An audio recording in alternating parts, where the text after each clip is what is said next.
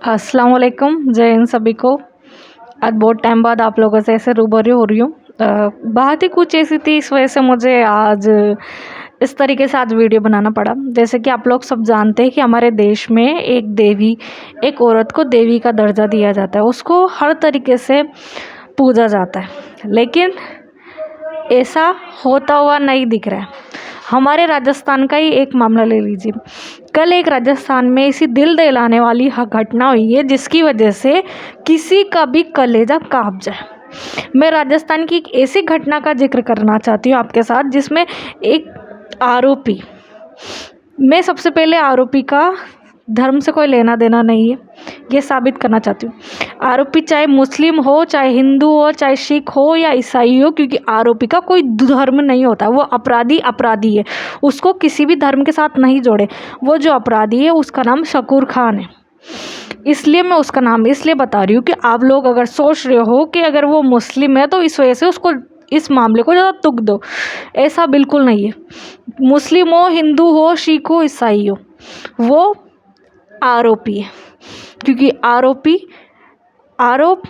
जो गुनाह करता है वो धर्म नहीं देखता।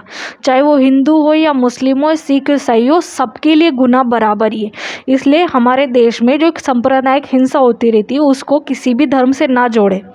ये खामखा के हमारे जो देश में ये जो लोगों की मेंटेलिटी बनाई रखी है ना सरकार ने, उससे हटके मैं आपको ये बताना चाहती हूँ कि इस चीज़ को बेवजह धर्म से ना जोड़े।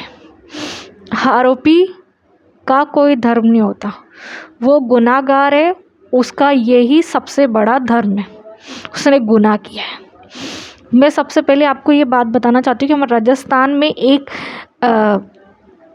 राजस्थान का एक गांव है, वहाँ पे एक लेडी रहती है। तो वो उस गांव में ही ये शकूर खान का एक नाम का एक बंदा रहता है।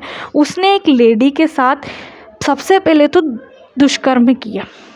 उसके बाद जब उस बंदे की मेंटेलिटी उस चीज़ में भी नहीं भरी ना, तो उस ऐसी गंदी गंदी गालियाँ आती ना इस लोगों को। मैं अपना खुद की ज़ुबान नहीं ख़राब करना चाहती, लेकिन फिर भी उन लोगों का कलेजा नहीं कांपता। एक तो औरत को इतनी बुरी तरीके से उसने रोंदा, साथ में उसने उसके बाद खुद को सेटिस्फाइड करने के लिए उस आदमी ने उस औरत को एसिड डाल के उसको वहीं पर ही जला दिया। आप लोग खुद सोचिए कि वो जो बंदा है उसकी जो दिमागी हालत कितनी बुरी होगी।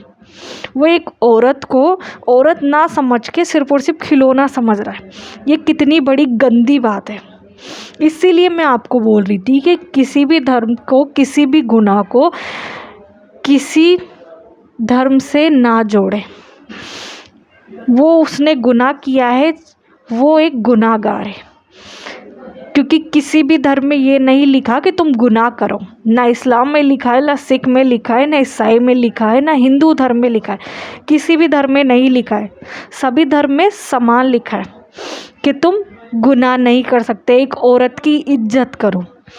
एक औरत की भी हक बनता है वो एक आदमी की इज्जत करे, और एक आदमी का भी हक बनता है कि वो एक औरत की इज्जत करे। तो क्यों हमारे देश में औरतें तो सभी आदमियों की इज्जत कर लेती है अपने घूंघट रख रख के, और सभी धर्मों में, इस्लाम में तो औरतें नकाब में रह लेती है, दूसरे आदमी से पर्दा कर लेती है, और हिंदुओं में भी यही है कि वो भी पर्दा कर लेती है घूंघट रख के। तो क्यों हमारे देश में एक आदमी की नज़रों में पर्दा नहीं है? क्योंकि उस आदमी की जो मेंटेलिटी है ना औरत के लिए, वो सिर्फ और सिर्फ औरत को खिलौना समझता है, जो कि बहुत बड़ी गलती है। आज हमारे राजस्थान राज्य में कोई भी महिला सुरक्षित नहीं है। अगर महिला घर से बाहर भी निकलती है ना, तो उसको सोचना पड़ता है 10 बारी कि अगर मैं घर से बाहर भी निकलूँगी तो कि क्या मैं सही सलामत लौट के आऊँगी या नहीं आऊँगी। जो ऐसे गंदे लोग हमारे देश में हो रहे हैं ना, उनकी वजह से हमारे देश की बेटियां कहीं पर भी सुरक्षित नहीं है। और यहीं पर ही नहीं हुआ, वो औरत बेचारी जल गई, और साथ में जब वो औरत को उसको सरकार की लापरवाही की वजह से भी अपनी जान देनी पड़ी। क्यों? वो इसलिए क्योंकि जब वो जल गई तो उसको सबसे पहले तो उसके गांव में हॉस्पिटल में भर्ती करवाया, वहाँ उसको सुविधा नहीं मिली।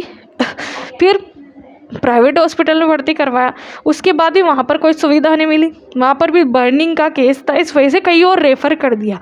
और उसके बाद जब वो जोधपुर के हॉस्पिटल में भर्ती हुई तब जाके उस बंदी ने थोड़ी बहुत राहत ली।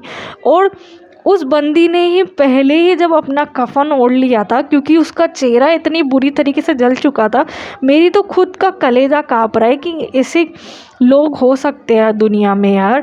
शर्म करना चाहिए, ऐसे लोगों को डूब के मर जाना चाहिए, ऐसे लोगों को तो फांसी होना चाहिए, फांसी। जो ये ऐसे गुनाहगारों को, जो इस्लाम धर्म को बदनाम करने पे तुले होते हैं। हमारे देश में एक मुसलमान को इस तरीके से प्रेटेंड किया जाता है जैसे कि वो गुनाहगार हो।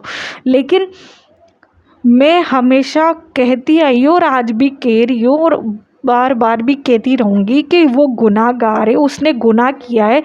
उस धर्म देख के उसको जज मत करिए, वो इंसान को देख के जज करिए।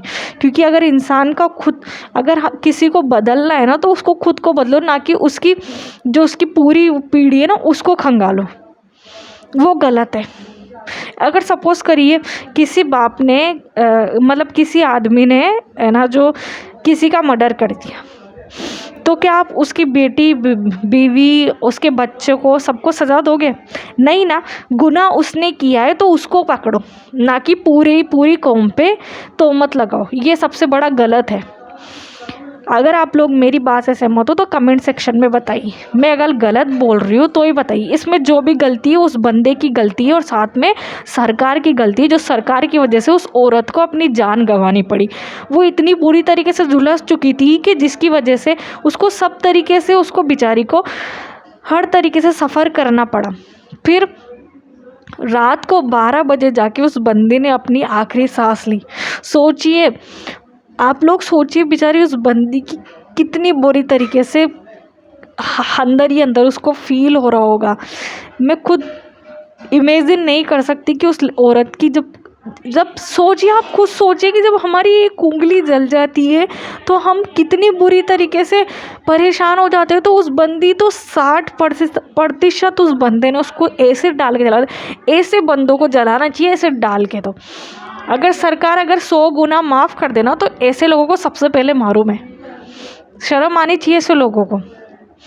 हमारे देश दुनिया में औरतों का जीना दुश्वार कर दिया ऐसे लोगों ने, जो खुद तो कुछ नहीं कर सकते और जो बेचारे अच्छे लोग हैं, जो अच्छे हैं, वो उनको भी कलंकित करते रहते हैं। अगर आप लोग सब मेरी बात से सहमत हो तो बताइएगा कमेंट सेक्शन में। और ऐसे ही मेरे धीरे धीरे के वीडियोस आपको और चाहिए तो उसके लिए बताइए, क्योंकि डेली मैं इंशाल्लाह आपके साथ ऐसे ही रूबरू हुआ करूँगी। और आगे आप मेरी बात से सहमत हो कमेंट सेक्शन बताइएगा। आसपास ध्यान रखिए। और अभी बेमौसमी भी खामखा बहुत ज़्यादा बारिश हो रही है, जिसकी वजह से हालात बहुत ज़्यादा बिगड़ रहे हैं। और कोरोना भी वापस से आ चुका है, तो एहतियात बढ़ती है। और हमारे आसपास और आपके आसपास ध्यान रखिए, जो भी दिक्कत परेशानी चल रही है उसकी।